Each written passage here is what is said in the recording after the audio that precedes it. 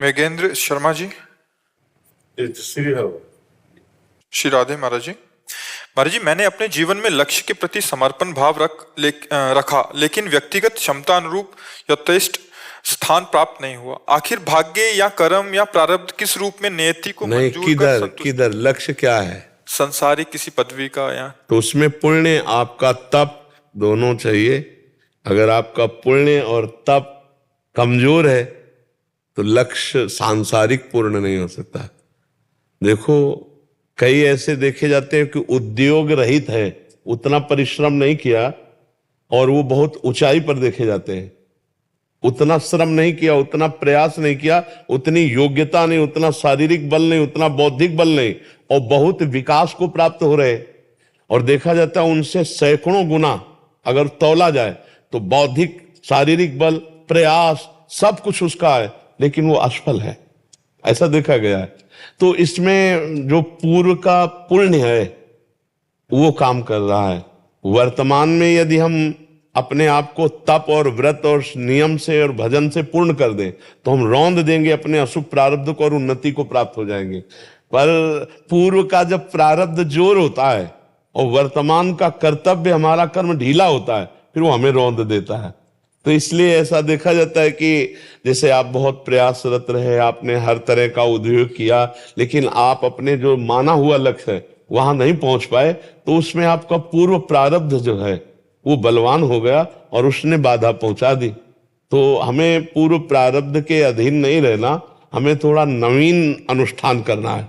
अगर हम थोड़ा भजन परायण हो जाएं और समाज सेवा, किसी की भी सेवा, तो सेवा से पाप नष्ट होते हैं और भजन से हमारा तप बढ़ता है। तो हम प्रारब्ध को रौंद देंगे, फिर आगे बढ़ जाएंगे।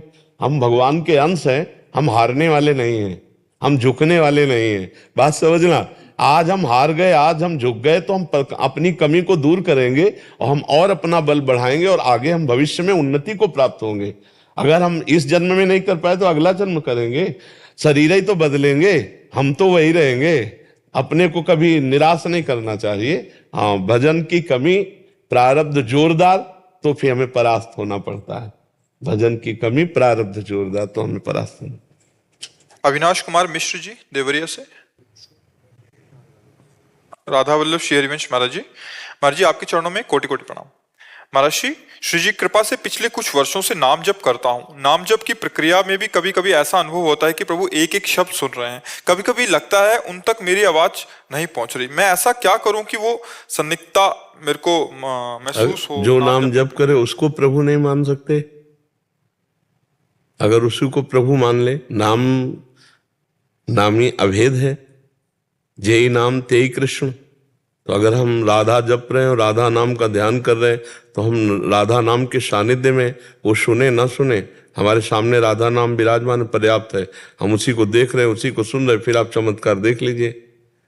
डोरी हाथ में है, पतंग की चिंता नहीं की जाएगी। डोरी को घसीटते रहिए। पतंगो यथा त्वा मनु भ्राम्य माणा। कहाँ जाएंगे, कहाँ? नाम रूपी डोरी को हम राधा राधा राधा तो खींचते नजदीक चले आ रहे। डोरी छोड़ दो, पतंग पकड़ नहीं सकते। देखी रूप नाम आधीना, वो सुन रहे हैं, वही नाम रूप से है, वही नाम रूप से जो आप नाम जप रहे हैं, राधा राधा कृष्ण कृष्ण, वही नाम वो है।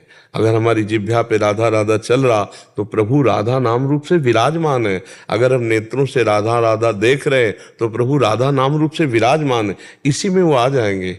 एक दिन आपको दिखाई देगा कि वो सुन नहीं रहे, वो देख भी रहे हैं, वो अपने से बात भी कर रहे हैं। इसलिए लगन पूर्वक। कई समस्याएं आती हैं। आज हम सत्संग में कह रहे थे, साधक को कभी कभी ऐसा अंधकार नजर आता है कि ना बाहर कोई सहयोगी, ना अंदर कोई सहयोगी, और वो अकेला अपने को देखता है। वो थोड़ी देर के लिए कोहरा आता है। उस समय धैर्य रखे कि अगर भगवान भी हमको भूल जाते हैं तो भी हम भगवान को नहीं भूलेंगे, आगे निकल जाएगा वो। नहीं, कभी कभी ऐसा लगेगा कि यार पता नहीं साधन का क्या फल है, भगवान देख रहे हैं कि नहीं देख रहे हैं। जैसे आप कह रहे हो कि कभी तो लगता सुनते हैं, कभी लगता है पता नहीं सुनने के लिए। हमको इस बात की भी चिंता नहीं करनी। हमारी जिह्वा पे नाम चल रहा है, हम उनके आश्रित हैं, वो सुने ना सुने, उनको आना ही पड़ेगा। देखी रूप नाम आधीना, नाम चल रहा है तो रूप आएगा ही आएगा। नामी सेवक है, नाम स्वामी है। जब स्वामी आ गया तो सेवक को आना ही पड़ेगा। को बड़ छोट कहा था अपराधु, गोस्वामी जी कह रहे सुन गुण दोष समुझिए साधु। नाम जहां है वहीं भगवान पधारे हैं।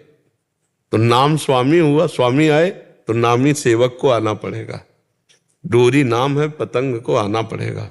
इसलिए चिंता न करे, खूब धैर्य पूर्वक नाम जप करे, चाहे सुख आवे चाहे दुख, चाहे भाव बने या ना बने, हमको जपना है। बस ऐसे लगो तो आगे आपको पता चलेगा कि महासुख सिंधु भगवान ही नाम बनकर हमारी जिब्या में स्फुरित हो रहे थे। जिनको मैं समझ रहा था कि सुनेंगे कि नहीं, वही स्फुरित हो रहे थे, वही हैं। जेई नाम तेई कृष्ण, जो हम नाम जप करें वो प्रभु ही है। हम राम राम बोल रहे तो प्रभु राम राम के रूप में स्फुरित हो रहे, राधा राधा बोल रहे तो प्रभु ही स्फुरित हो रहे। आप समझ पा रहे? तो फिर हमें ये परवाह नहीं रहेगी कि वो सुन रहे कि नहीं सुन रहे। नहीं तो फिर हमें लगेगा कि यार कहीं हमारा जप व्यर्थ तो नहीं जा रहा है। नहीं, एक भी नाम, एक भी सेकंड का भजन व्यर्थ नहीं जाएगा। एक भी सेकंड का हिसाब होगा। भगवान सर्वांतर्यामी एक एक सेकंड का हिसाब देंगे।